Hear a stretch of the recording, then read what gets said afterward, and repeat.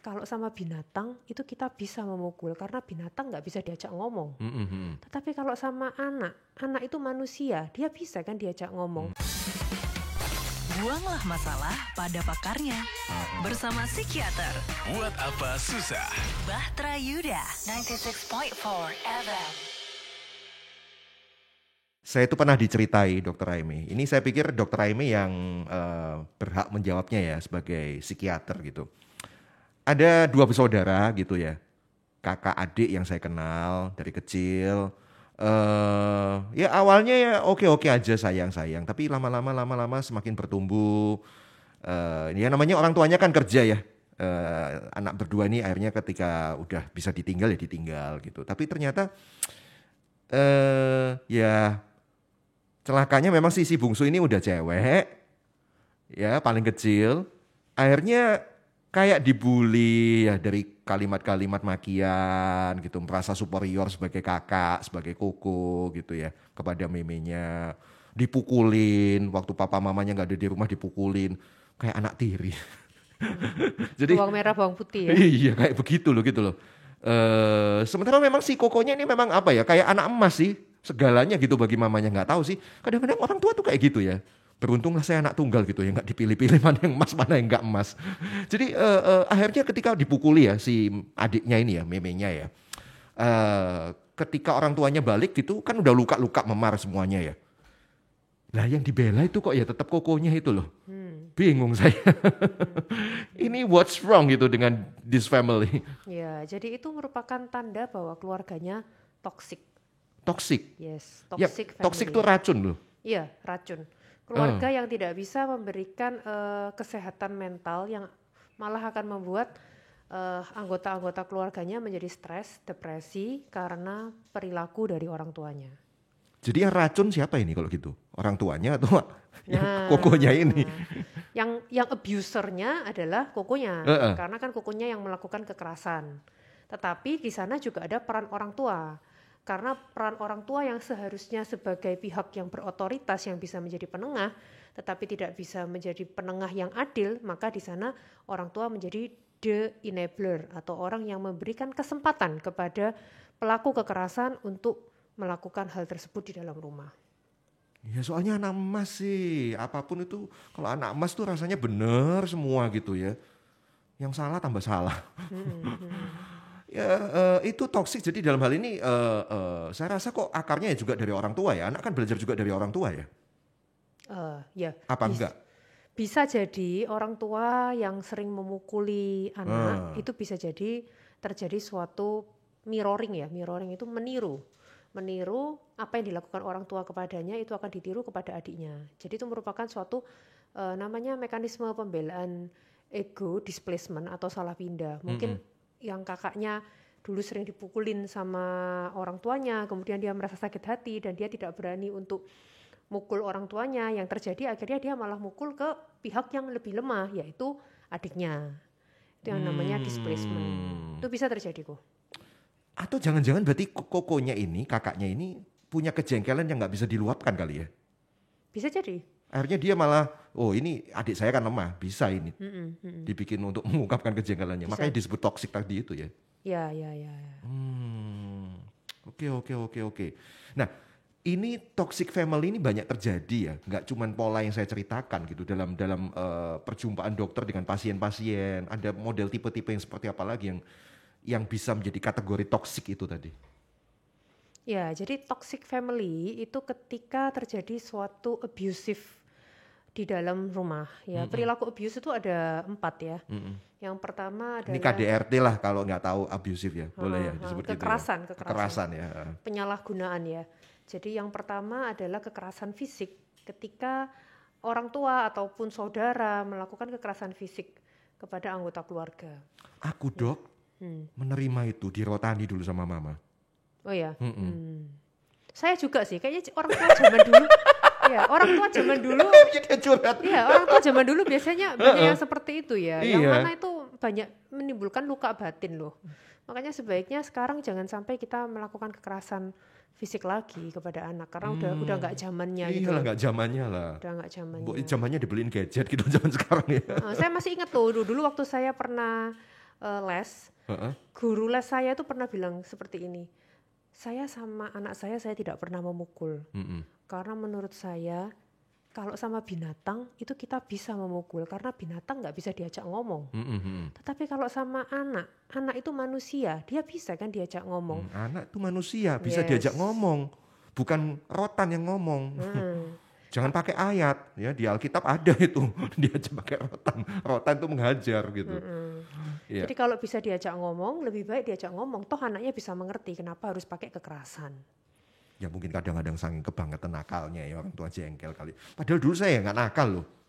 Itu untuk menunjukkan powernya sih saya rasa mama saya melakukan itu untuk menunjukkan powernya gitu. Jadi saya itu bukan cuma rotan dok.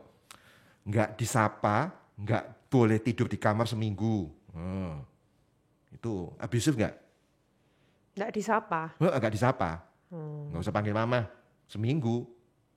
Terus, kok Gideon gimana waktu itu? Minta saku ke papa. Nah itu di situ kan bisa terjadi dua kubu gitu loh. Makanya saya kan ini kalau nggak pemberesan ya, hari ini nggak mungkin loh saya itu cinta banget sama mama saya. Serius. Kalau mau dilihat tuh lebih abusive mama saya daripada papa. Papa nggak pernah mukul. Ya, oke. Jadi tadi jenis-jenis abuse Iya. ya, kembali lagi ya. Yang pertama adalah abuse fisik. Kemudian yang kedua adalah abuse verbal, yang mana akan juga bisa membuat dia secara emosional terabuse. Misalnya gimana, kata-kata yang kasar, kamu itu gendut. Contohnya ya, pasien saya ada yang dibilang, anak pembawa sial, anak durhaka, nggak tahu diuntung, lihat aja kamu nanti kalau besar kamu nggak akan sukses, lihat aja kamu nggak akan Dikutuki. enak. Nah itu termasuk suatu verbal abuse. Iya. Ada yang kayak gitu. Itu suka hubung-hubungin gini loh. Waktu hari H lahirnya anak itu, orang tuanya sial gitu.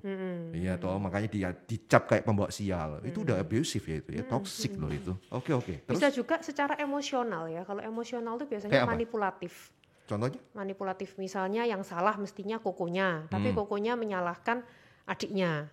Dikarang cerita seolah-olah akhirnya adiknya yang salah. Oh, kebanyakan nonton drama. Iya. Playing victim kayak gitu kan, gaslighting itu adalah contoh-contoh di mana bisa menyebabkan emotional abuse. Kemudian yang berikutnya yang bisa terjadi juga adalah sexual abuse. Waduh ini serem ini udah. Ada loh. Antara siapa dengan siapa ini? Ada loh, ini kisah nyata pasien saya sendiri. Iya. Abangnya sendiri memperkosa adiknya. Itu ada. Apa itu incest ya namanya? Bukan ya? Iya. Incest tuh apa Incest biasanya lebih ke arah orang tua ya. Orang tua ya? Tapi ini kan lebih dalam saudara kandung. Bukan masalah incestnya. Kalau incest mungkin dia mau sama mau ya. Tapi permasalahan ini termasuk pemerkosaan, termasuk sexual abuse. Karena adiknya nggak mau. Ya siapapun nggak mau lah, ingat lah satu saudara kok. Aduh. Gitu. Dan yang terakhir adalah financial abuse atau Apa itu? kekerasan dalam hal keuangan. Contohnya? Jadi misalnya diporotin. Terus kemudian ada juga yang berhutang atas nama saudara atau berhutang atas nama mama. Misalnya jadi Oh iya. Pinjaman online terus atas nama saudaranya gitu dipakai gitu ya. Saudaranya dikejar-kejar Iya. debt collector, padahal yang merepotkan. utang sebenarnya orang yang satunya. Pernah loh ada itu satu mama malah dipenjara gara-gara anaknya yang utang. Nah, iya itu termasuk financial abuse.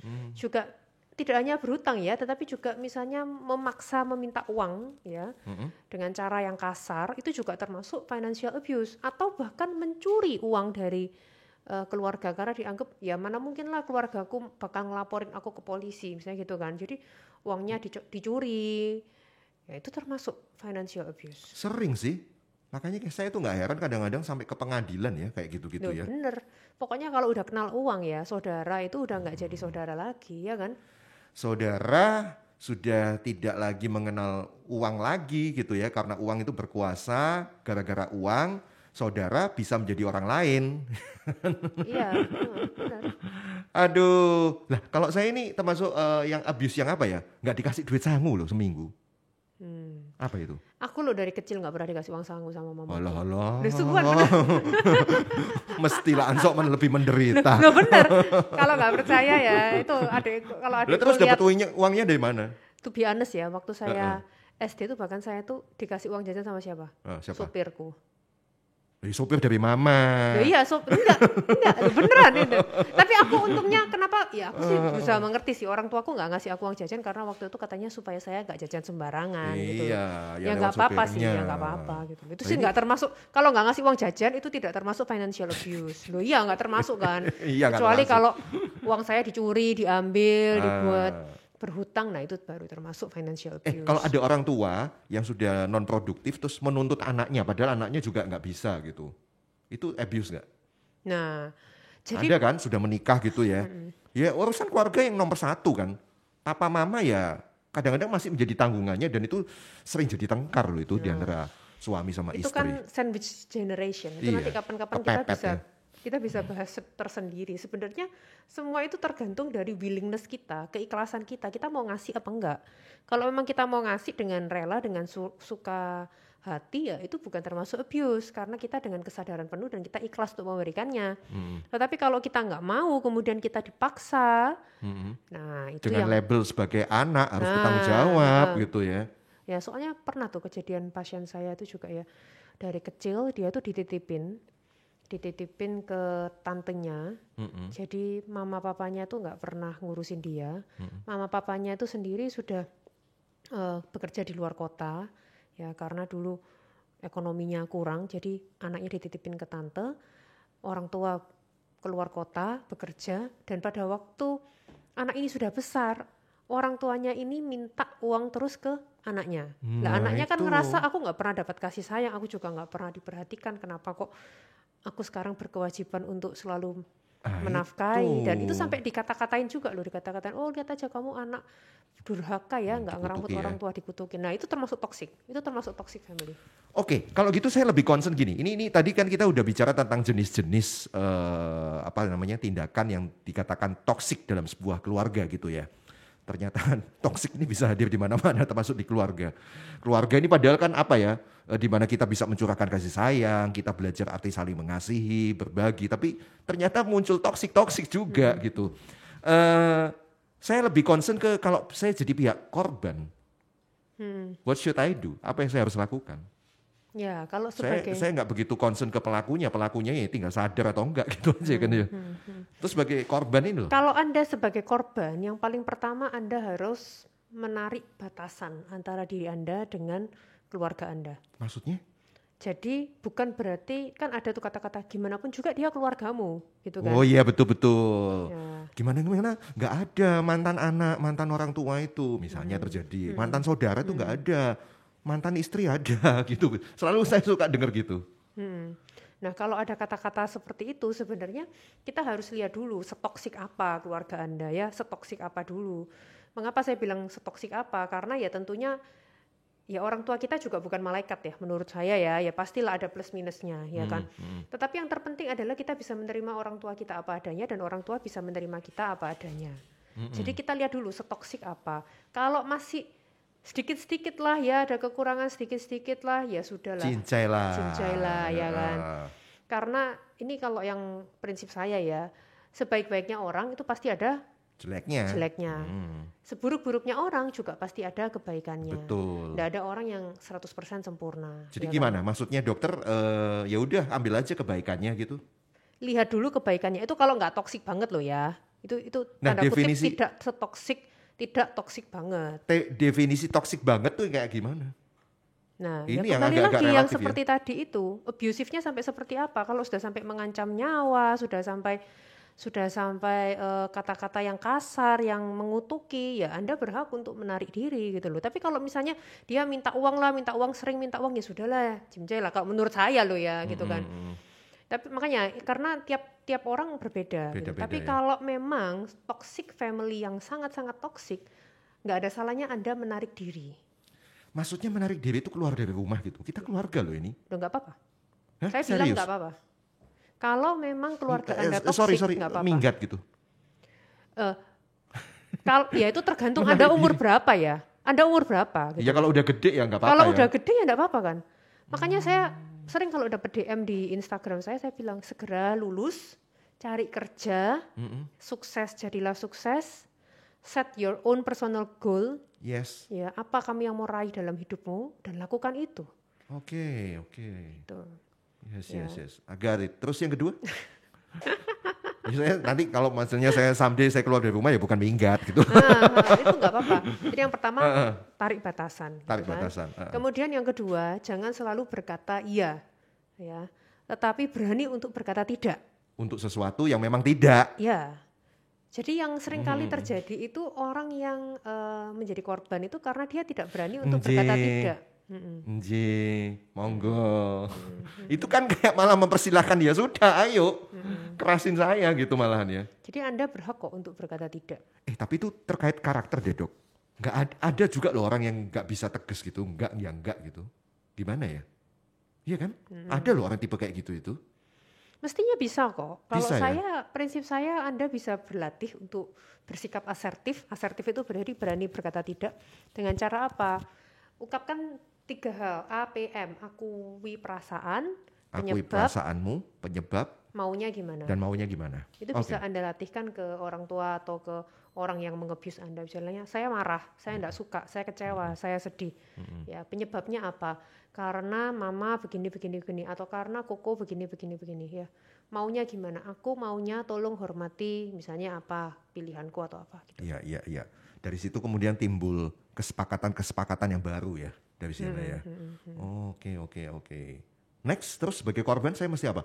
Ini yang suka saya dengar. Ya sudah, mengampuni. Nah, kadang ya kalau kita terus-menerus mengampuni padahal kita udah tahu kalau itu toksik ya. Sebenarnya menurut penelitian yang terjadi adalah ketika kita terus-menerus memberi kesempatan, itu malah memberi kesempatan untuk dia terus mengabuse. Loh, mengampuni kan ya kadang-kadang ya sudah melupakan tindakannya, bahkan mungkin di abuse lagi ya it's okay gitu mungkin. Nah, kalau menurut Salah saya kaprah ya? mengampuni itu berbeda dengan arti bahwa kita harus tetap bersama dengan dia. Mengampuni itu adalah penyelesaian di dalam diri kita sendiri, bahwa kita memaafkan. Mengampuni itu indah. Saya jadi nyanyi lagu itu malah. Jadi pengertian mengampuni gimana dong ini ya? Ya, mengampuni itu ketika kita memaafkan apa yang dia lakukan, kita acceptance, menerima bahwa hal itu sudah terjadi di masa lalu dan kita tidak dapat mengubahnya. Di masa lalu benar memang saya pernah diperkosa, di masa lalu memang saya pernah dikata-katai, di masa lalu memang saya pernah dikutuki, di masa lalu memang saya pernah ditekan ekonomi saya, begitu ya. Itu memang jadi kenyataan, nggak bisa dihindari. Tapi saya gregetan dengan itu, gimana? Belum bisa mengampuni. Nah, ya makanya itu berarti bukan berarti Anda tidak berhak untuk marah ya. Marah itu wajar karena Anda diperlakukan dengan tidak baik. Makanya saya bilang, tetapi menerima, mengampuni itu ketika Anda menerima, ya sudah itu sudah terjadi di masa lalu dan aku tidak bisa mengubahnya. Ya. Ketika Anda memiliki prinsip bahwa apapun yang terjadi, baik di masa sekarang ataupun di masa lalu, itulah yang membentuk pribadi Anda menjadi seperti sekarang. Ya, jadi bagaimana Anda mengolah rasa sakit itu bisa menjadi bahan bakar untuk kemajuan diri Anda. Itu yang terpenting. Ya. Iya kan? Saya jadi ingat waktu itu saya sakit hati dengan seseorang, kemudian saya nggak bisa kuliah gara-gara nggak ada uang, akhirnya saya melecut diri saya sendiri, saya ungkapkan kejengkelan itu, sakit hati saya dengan bekerja lebih keras, saya mau buktikan bahwa saya nggak habis. Saya jadi, itu kayak itu sih. Iya, menjadi bahan bakar kan untuk bahan bakar untuk itu. bisa maju. Nah, itu sebenarnya mengampuni itu seperti itu. Jadi ketika Anda mengampuni bukan berarti lalu Anda menerima dia untuk terus bersama dengan Anda di dalam kehidupan Anda loh. Mengampuni itu artinya Anda menerima bahwa itu sudah terjadi di masa lalu, ya. Tetapi kemudian Anda boleh kok berkata bahwa enough, cukup, aku tidak mau lagi diperlakukan salah seperti itu. Bahwa sudah cukup. Lebih ekspresif gitu. Enough gitu. Silakan aja. Enggak. Kalau misalnya ini dalam suami istri misalnya, enough is enough itu artinya divorce. Gini, ya kita tidak. Saya kalau prinsip saya ya Anda yang lebih tahu tentang kehidupan rumah tangga Anda, ya kan? Karena tiap kasus berbeda. Tetapi kalau memang situasinya sudah amat sangat mencekam, ya, ada baiknya Anda berpisah dahulu untuk sementara, ambil waktu untuk berdoa, dan kalau perlu konsultasikan pasangan Anda itu ke psikiater. Ya. Karena kalau memang dia sampai karena ini contoh nyata ya, pasien saya ada yang sampai dibawain tembak sama suaminya, dicekik di depan anaknya, itu saya tahu sendiri pasien cerita sampai seperti itu. Kalau sudah sampai mengancam nyawa, apakah harus terus melanjutkan? Apakah dia harus menjadi sansak hidup sampai mati di tangan anaknya? Saya rasa kita juga perlu bijak meskipun kita orang yang beriman ya, bagaikan menurutku. Yesus yang memang disalibkan tanpa daya dan aku tidak berbuat apa-apa. I do like Jesus do, Dok. Kalau menurutku kita kan harus cerdik seperti ular, tulus seperti merpati, ya kan? Kita perlu bijak lah. Kita nggak serta-merta seperti itu, karena di dalam gereja pun setahu saya juga ada yang namanya pembatalan pernikahan tuh kalau di Katolik. Jadi Anda bisa berkonsultasi ke romo Anda, mesti ke pembimbing rohani Anda ya. Anda berkonsultasilah ke pembimbing rohani Anda bagaimana kalau situasinya seperti itu, ya kan? Oke. Saya rasa segala sesuatu itu bisa dibicarakan kok intinya gitu ya. Iya. Kan tadi loh. Binatang itu nggak bisa diajak ngomong, makanya dipukul. Ini suami, istri, anak, orang tua. Tetapi pada kasus-kasus psikopat nggak bisa, Bu. Pada kasus-kasus psikopat. Wah, ini melebar ini ke psikopat ini jadinya. Memang loh, karena kebanyakan mungkin yang pelaku kekerasan itu lebih bisa banyak jadi psikopat dia ya? psikopat. Aduh. Jadi kalau sudah psikopat, itu Anda nggak bisa mengubah kepribadiannya dia. Kita mesti realistis aja. Angel wes, angel. Gimana kalau kita bahas psikopat habis ini ya? Ini topik yang berbeda loh ini. Jadi itu ya tadi cara mengatasi toxic family seperti itu ya, kita sebagai korban begitu ya. Berani berkata tidak, menarik batasan. Menarik batasan karena mengampuni itu ya bukan artinya kemudian kita ya menerima kenyataan begitu terus gitu ya. Karena dengan Anda menerima terus itu malah akan memberi kesempatan untuk terjadinya abusive relationship lagi gitu. Ada solusi yang lain? Satu lagi? Apa? Loh, dari sebagai korban misalnya. Oh, yaitu kemudian berani untuk speak up. Speak up, berani untuk bicarakan tentang problem Anda. Bicaranya untuk di status. Mencari jawaban dari orang yang otoritasnya lebih tinggi. Misalnya bicarakan ke orang tua Anda atau bicarakan ke pembimbing rohani Anda. Bicaranya tapi di status, tapi CC ke Romo, ke Bapak Pendeta Gembala. Nggak perlu, menurutku tuh nggak bijak kalau kita koar-koar di sosmed. Itu yang banyak terjadi soalnya. Jangan speak up-nya itu di status, terus di tag gembalanya, di tag orang-orang supaya orang semua tuh tahu bahwa ini loh keluargaku bobrok. Jangan. Itu masalah pribadi Anda, selesaikan ya. Jangan di status. Oke Dok, kalau begitu saya harap kita juga tidak menjadi toksik dalam keluarga kita masing-masing ya. Harapannya ya memang kita tuh saling belajar arti saling mengasihi, saling mengampuni memang dalam keluarga itu. Bukankah keluarga itu bentukan Tuhan untuk kita belajar siapa sih Tuhan itu sebenarnya yang penuh kasih itu ya. Makanya Anda bicarakan, komunikasikan dengan begitu harapannya tidak terulang lagi. Tetapi kalau memang terus-menerus terulang dan sampai kadar mana batasan Anda, apakah terlalu toksik, nah Anda coba bicarakan dengan pembimbing rohani Anda. Dr. Aimee juga ya. Ya, boleh ke psikiater atau psikolog. 0851 0553 8888. Masih hafal ternyata. Oh, masih normal. Padahal udah setahun lebih nih. Iya, masih normal kan. 0851 0553 8888 ya. Buanglah masalah pada pakarnya. Bersama psikiater. Buat apa susah? Bahtera Yuda 96.4 FM.